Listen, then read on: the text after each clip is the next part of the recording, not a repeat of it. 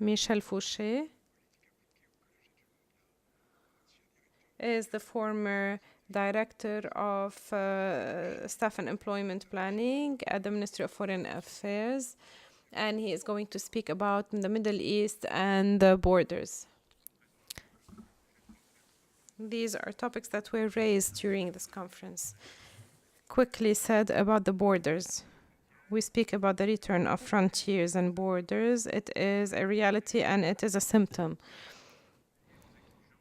because it is linked to the requirements of security and control, which make up the practice of sovereignty.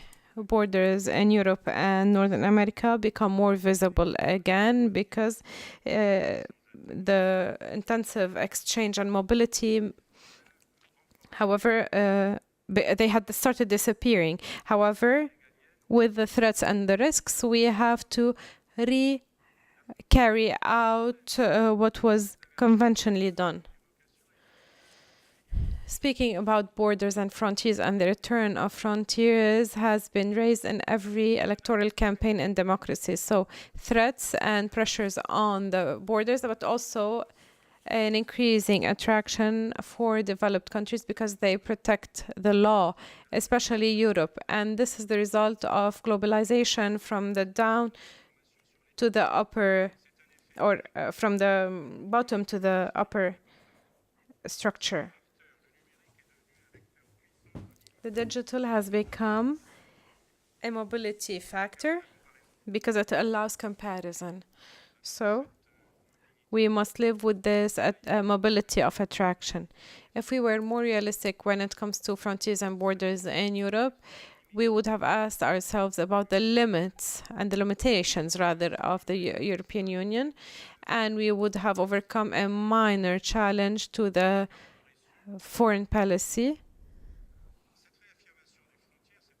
When we reaffirm these frontiers, this has to do with a cultural issue, an anthropological issue. There's a disenchantment with globalization because everybody leans towards denying nationalist feelings. All political communities require or need to distinguish themselves from what is outside. This is not discriminatory. If these frontiers or if these limits are not clarified, we shouldn't be surprised that the issue of identity is raised once again in political dialogues, and not under the same terms. We're talking about the identity of the nation, which is the future project that it sets its eyes on. For the geopolitical symptom, we see frontiers being re-examined, a change in the status quo in a more forceful manner in Ukraine, in a more subtle manner in the South China Sea, and we spoke about it more than once. We spoke about the US-Sino relations. And here we wonder if the US containment policy, dating back to 1945, can survive once again. I doubt that, but at the same time, as it was said in the 19th century, everyone wants their place under the sun. This is legitimate. Other powers may be revisionists and work on establishing their influence zone. Now, to talk about the Middle East, you've noticed that it is said that the issue of territorial reconfiguration would be the proper solution to step out of the crisis. We tried this in the Balkans and Sudan with the outcome we know of. This is tempting, and we find it repeated. And it was invoked here, the Ukrainian scenario for Syria. Jean-Marc Ayrault mentioned on Monday that calling into question the Middle East frontiers is a threatening game.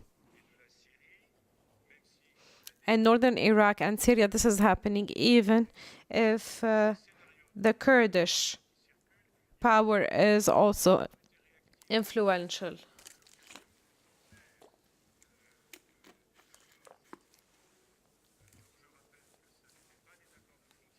The Sykes-Picot agreements were a division of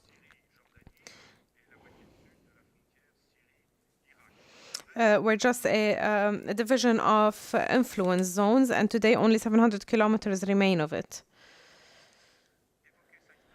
So speaking about Sykes-Picot today is preparing everyone to territorial reconfiguration. In the East,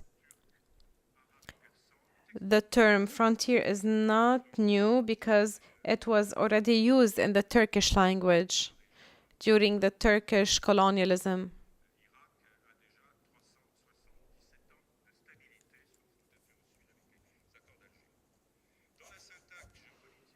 In the geopolitical context of the Middle East, and since the mid-19th century, rival political forces on the local level always resorted to external support, be it regional or international. They're always looking for mentors and protectors.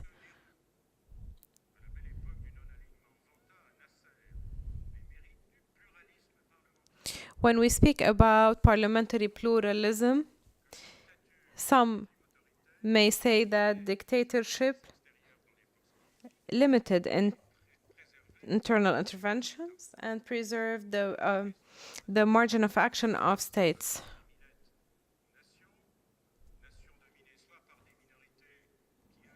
Some nations are dominated by minorities which impose their own law, and in other countries, in Lebanon, for example, in Syria, we have the majority ruling, and it is the same case in Iraq. Sadly, as historians say, this region of the world is a region of bloodlines.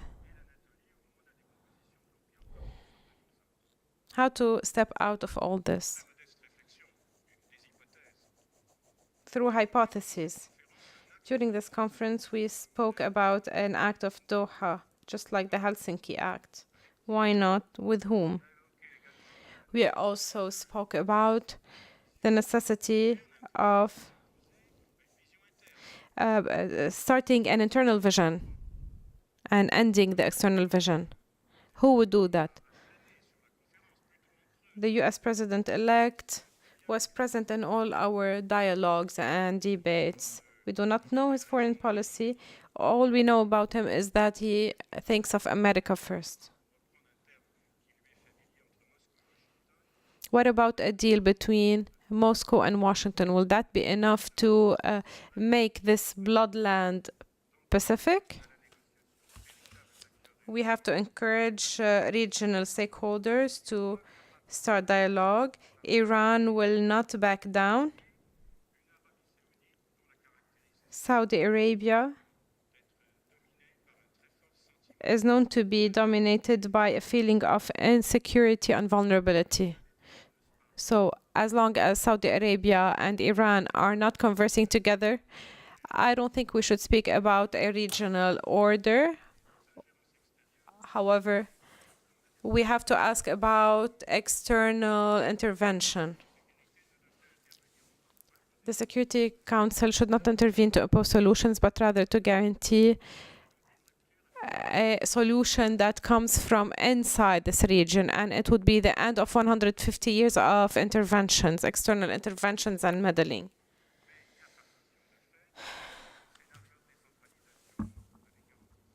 If we speak about a decentralization scenario, a federal landscape in Iraq, with the Sunni minority having its own position, we ask about resources. To conclude, we have geopolitical problems in the East, the Turkish or the Ottoman influence after 150 years. We see a new world order. I think we have to rely on the interests of big powers to manage something either by sharing the influence or